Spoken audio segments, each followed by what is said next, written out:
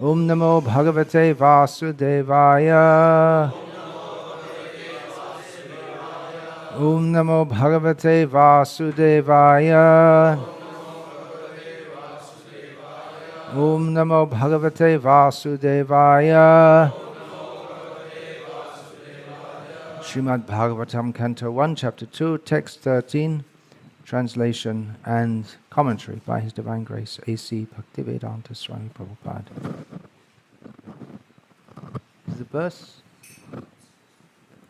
Oh, I see, it's there. Okay, I'll just get quickly into it to save time. Atapam bhedvija shrestha varnashrama vibhagashaha svanushthitasya dharmasya sangsiddhir haritoshanam. Translation. O best among the twice born, it is therefore concluded that the highest perfection one can achieve by discharging the duties prescribed for one's own occupation according to caste divisions and orders of life is to please the personality of Godhead. The whole translation comes in one sentence. Purport. Human society all over the world is divided into 4 castes and 4 orders of life. The 4 castes are the intelligent caste, the martial caste, the productive caste, and the laborer caste. These castes are classified in terms of one's work and qualification and not by birth. Then again, there are 4 orders of life, namely the student life, the householder's life, the retired, and the devotional life.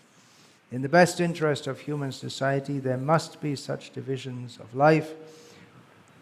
Otherwise, no social institution can grow in a healthy state.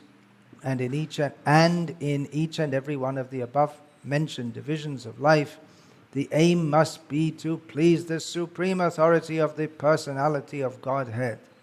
This institutional function of human society is known as the system of varnashram dharma, which is quite natural for the civilized life. The varnashram institution is constructed to enable one to realize the absolute truth. It is not for artificial domination of one division over another. When the aim of life, that is, realization of the absolute truth, is missed by too much attachment for indriya priti, or sense gratification, as already discussed herein before, the institution of the varnashram is utilized by selfish men to pose an artificial predominance over the weaker section. In the Kali Yuga, or in the age of quarrel, this artificial predominance is already current, but the saner section of the people know it well that the divisions of castes and orders of life are meant for smooth social intercourse and high-thinking self-realization, and not for any other purpose. Herein the statement of Bhagavatam is that the highest aim of life, or the highest perfection of the institution of the varnashram dharma, is to cooperate jointly for the satisfaction of the Supreme Lord. This is also confirmed in the Bhagavad Gita, chapter 4, text 13. Jnanatimirandhasya Jnananjana Shalakaya Chakshurin Militam Yena Tasmai Shri Gurave Namaha Namashrishtham Manamapi Shachiputramatra Swarupam Rupam Tasyagrajam Urupuring Maturim Goshtavatim Radha Kundam Girivaramaho Radhika Madhavasham Prapto Yasya Pratita Kripaya Shri Gurum Tamdatos Vandeham Shri Guru Shri Ataf Padakamalam Shri Gurun Vaishnavangscha Shri Rupam Sagrajatam Sahagana Raghunatan Vitam Tam Sajivam Sadvaitam Savadhutam Parijana Sahitam Krishna Chaitanya Devam Shri Radha Krishna Padan Sahagana Lalita Shri Shakha Hare Krishna Krishna Krishna Hare Hare Hare Rama Rama Rama Hare Hare. Satisfaction of the Supreme Personality of Godhead. that is what you're all trying to do, being here in this ashram. And what I'm traveling around talking about, what the Srimad Bhagavatam preaches about, very high aspiration, pure love of God. In very practical terms, usually when I come to an ashram like this, I am impelled to say things like, clean the drain so it doesn't get clogged up with hairs, put oil on the door so it doesn't squeak. I'm looking at Ananta Vasudev, but he's in charge here. But it's for all of you, because you're all supposed to be brahmanas, which means high level of human society. You can give guidance to others. So first we should come to the human platform, which means varnashram.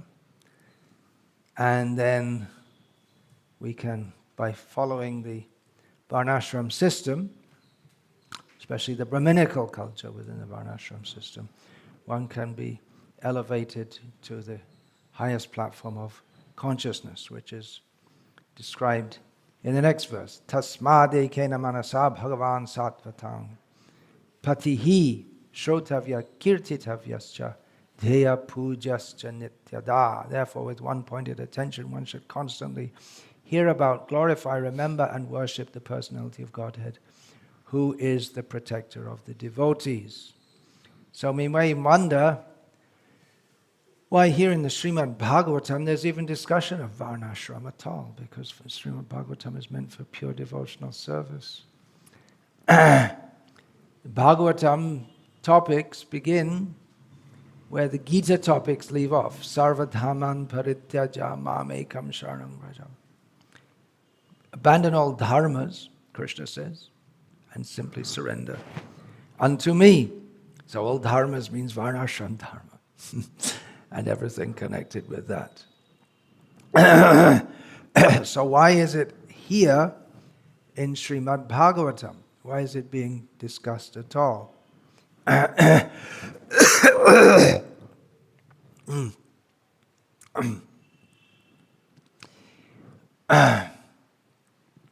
Well, because that's the aim. But to come to it, realistically speaking, we require some training.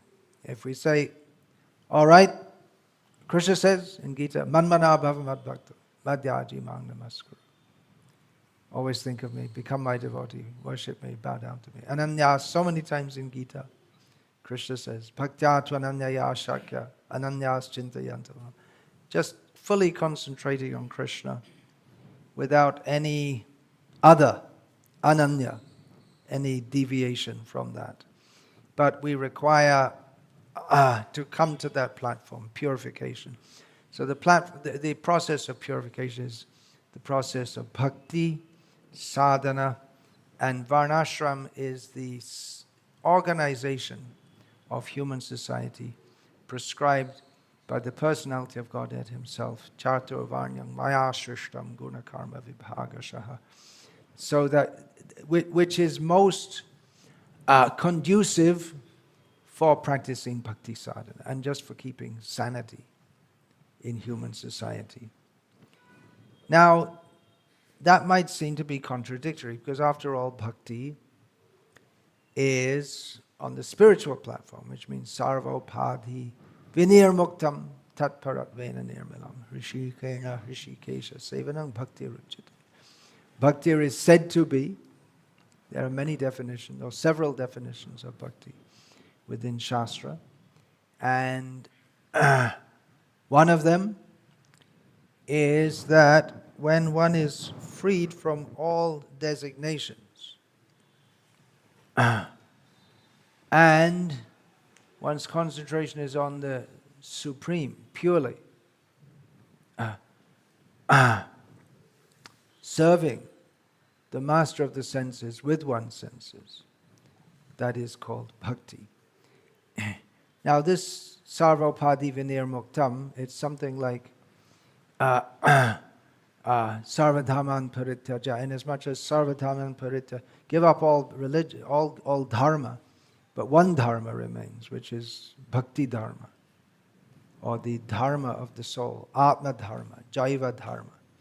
So giving up all, or being freed from all designation, one designation remains, that I'm an eternal servant of Krishna. And within that basic designation, one may be more specifically designated as a friend of Krishna, or a lover of Krishna, or even more specifically a gopi in a certain group under a senior gopi.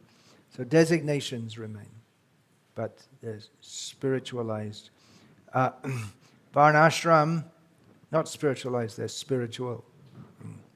Varnashram is for spiritualizing. It's a material arrangement, but it's the best material arrangement for coming to the point of ekena manasa, with a single point of attention. Bhagavan, Shrota, who is worth hearing about, puja, who should be worshipped, and so on. So it's the best platform for that. Srila Prabhupada, he wanted to re-establish within human society as far as possible Varnashram to facilitate that, to make a sane, relatively sane situation within human society for practicing Krishna consciousness, or at least regulating people's lives so that they can start to come toward Krishna consciousness. Now, there's so many misconceptions about Varnashram, especially this idea of the caste system, and that it's by birth only. Here in India, probably particularly after Indian independence, political independence, caste has become very much a political factor, because the various political parties, they manipulate caste politics, they call it, to get the votes. They think how we can get the votes. Okay, let's try to satisfy the Lingayats that came up recently in the election here in Karnataka. How to satisfy, which is not really a caste, but anyway, more or less it's considered like that. So a lot of confusion about that, and even among our own devotees sometimes they say that, well, are you trying to bring back the caste system? What's going on here? Don't like that. The whole idea of the caste system all over the world, it's got a very bad reputation. There's India bashing is a favorite pastime of Western, supposed to be scholars. It also has its political purposes. And one of the things they like to point out is the caste system. It's very bad. And recently it came out from the Western world, the countries which are the most dangerous for women, and surprise, surprise, number one comes India. Although I'm sure many women in Yemen and Afghanistan would prefer to be in India for the sake of safety. Because you might, sitting in Yemen, at any time you're quite likely to get a up-to-date, highest technology American bomb on your head. So that's not very safe, is it? Anyway, we're not supposed to be talking politics here. But this caste system is much maligned all over the world, although people have very little understanding of it. And in the big cities of India, of which we here are all sitting in one of the big cities, world famous city. Bangalore was not world famous.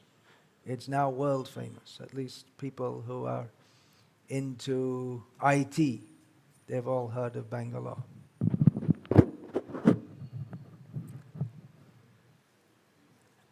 It's a important center for information technology.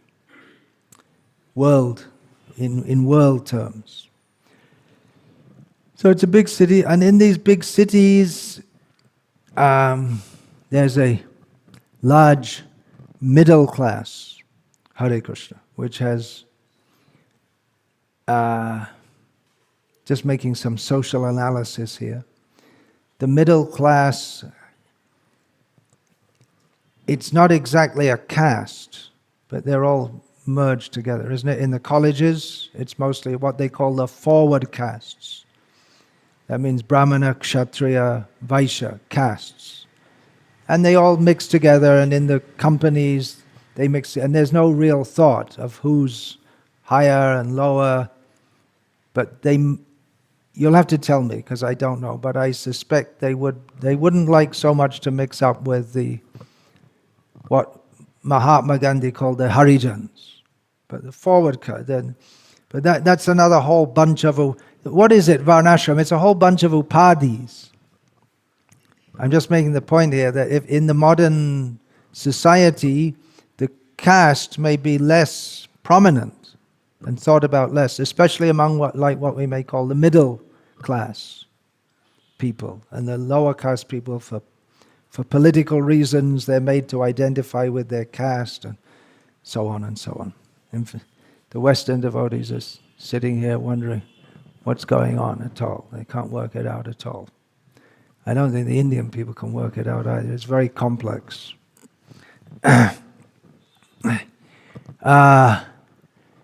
So it's Varnashram means upadhis. One has to go beyond upadhis, bodily designations. But the point is, we have them. Everyone has them. Now, when they say the modern middle class, the students go to college, and then they go and work in some multinational company, and there's not much consideration of caste. I don't know, you're from Lingayat community, right? Madhuguranga? So I don't know how that fits in. That's something, that's a special thing for Karnataka. It's considered low. And among the Lingayats, they have their own divisions also. Although it's same as Islam, it's supposed to be all the same, we're all brothers, we're all equal, but they have their castes within the community. 7 or 8? You belong to the second grade. Okay. Salam.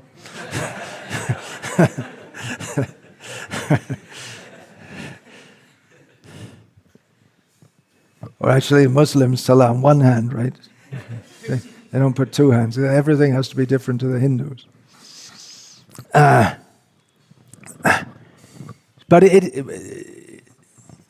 so the idea, you may think that, well, it's all going away, but if you don't have your set of upadhi, your particular, everyone has their own upadhis. That means he's Brahmin, he's highest class Brahmin. Actually, from what I see among the Brahmins, they all think our section of Brahmins is the highest. They all say that.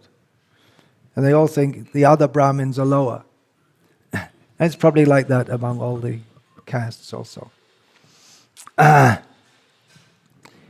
So you have your upadhi. But then you may think, now we're free from all that. We're in modern Bangalore and we're driving around on our motorbike. But that's part of the upadhi also. Every young middle class Indian male should have a motorbike. And then when they go to work, then they have to have a car.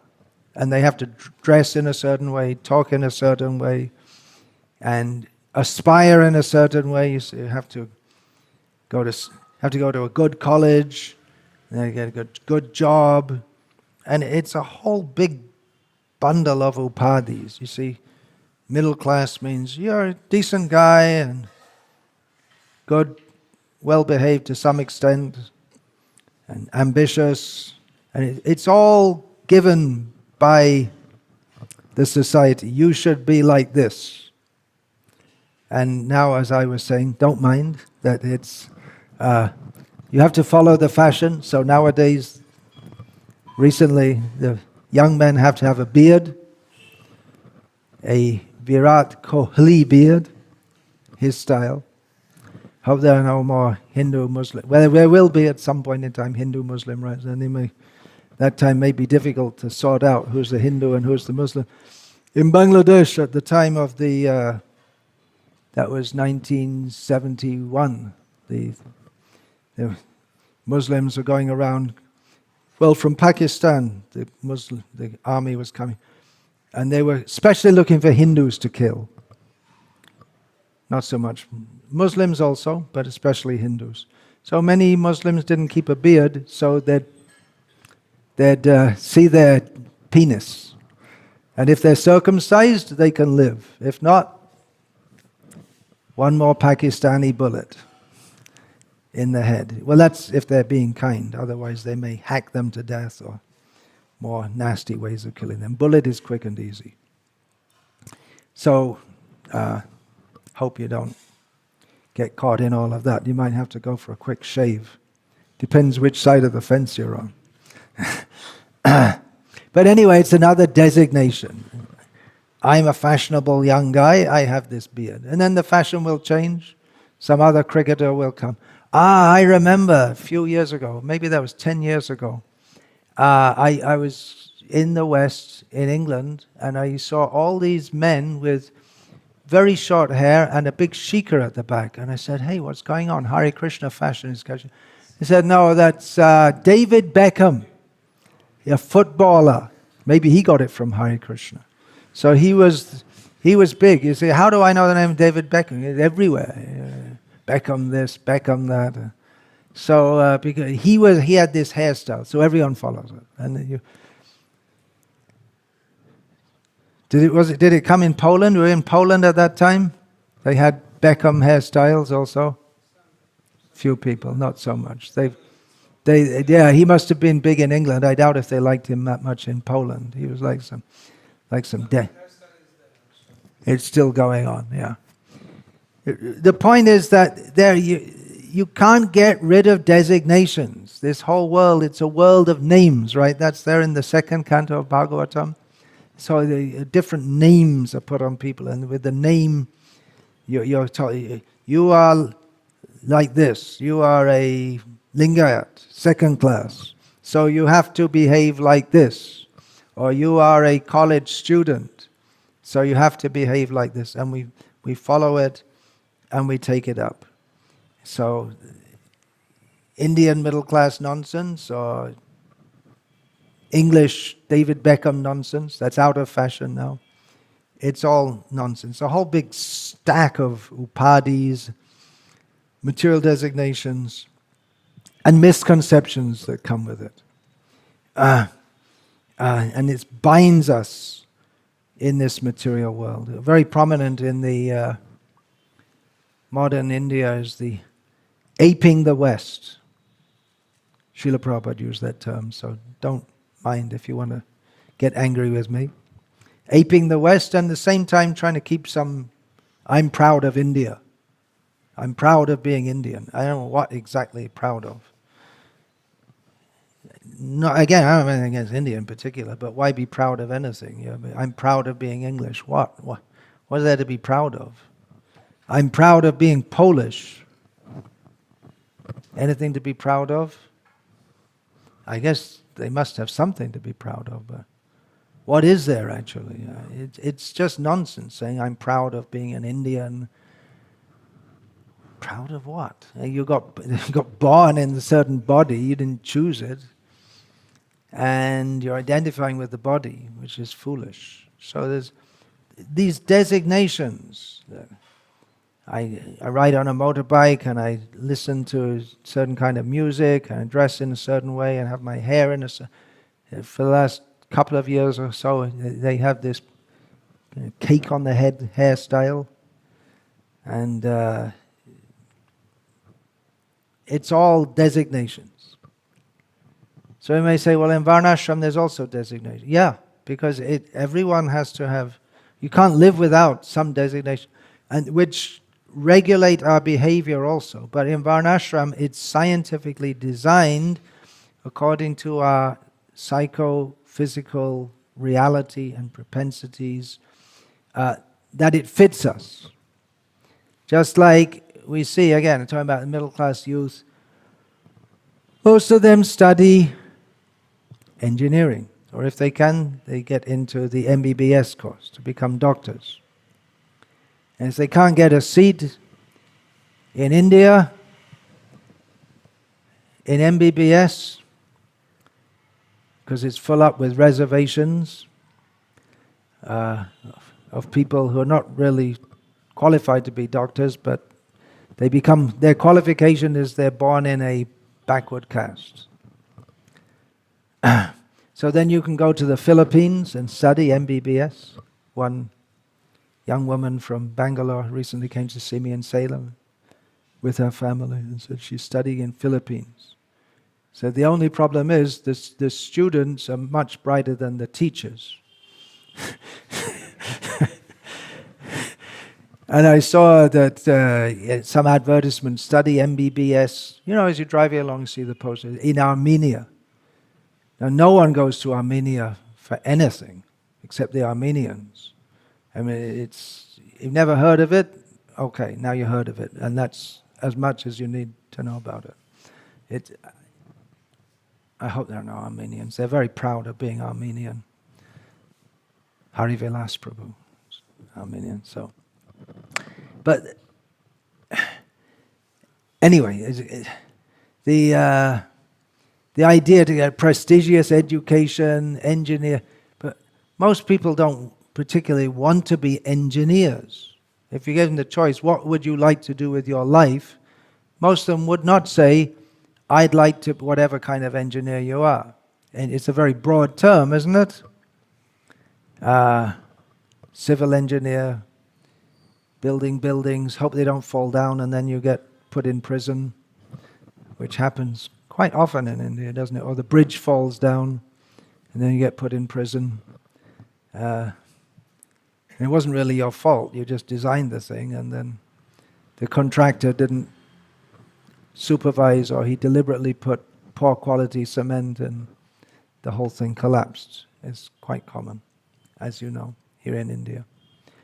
So you may not want to do that, but you're just expected to do it, right? You have to do it.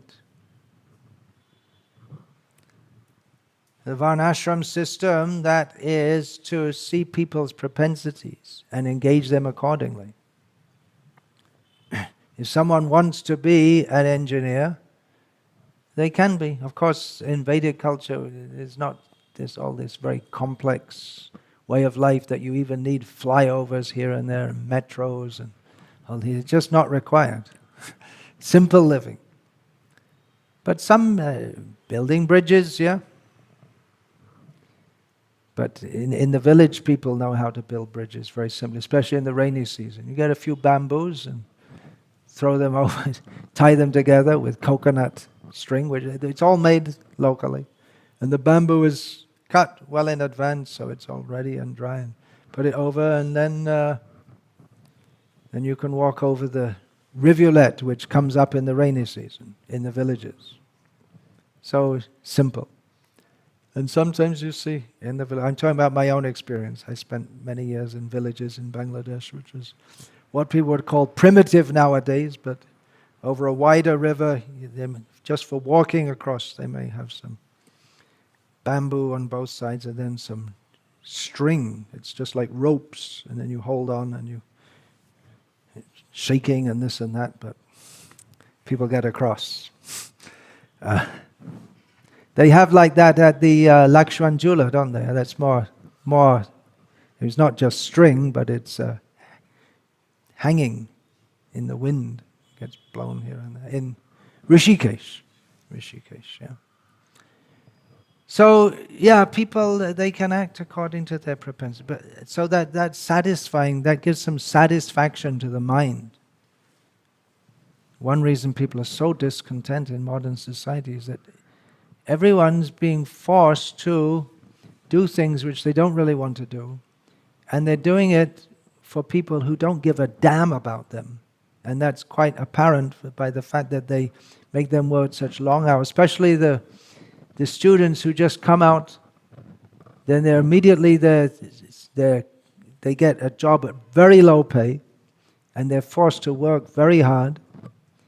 And then when they get burned out, or they want to try and move on to a job with more pay, which is the main consideration, the pay, not whether you like to do it or even whether you're good to do it. Then they get another batch of students who are just out of the college. So it's Bifale Shevenu Kripona Durajana Chapala Shukalaba Lagire. It's working in some useless job for some useless people, and what for? A little bit of sense gratification. So there's nothing to please the heart. Even if you do something which you don't like, if you think, well, I'm doing it for good people and it's for the benefit of society, then you may get some satisfaction. But you're doing something you don't like for people who you know are just exploiting others, not just yourself, and exploiting the earth. And where's the satisfaction? And everything will come, same as in the West, in India. It will come. Just like now in America, it's become very common that someone just grabs a gun and shoots a whole bunch of as many people as they can dead before they get apprehended or shot themselves. It's becoming almost a daily affair, isn't it?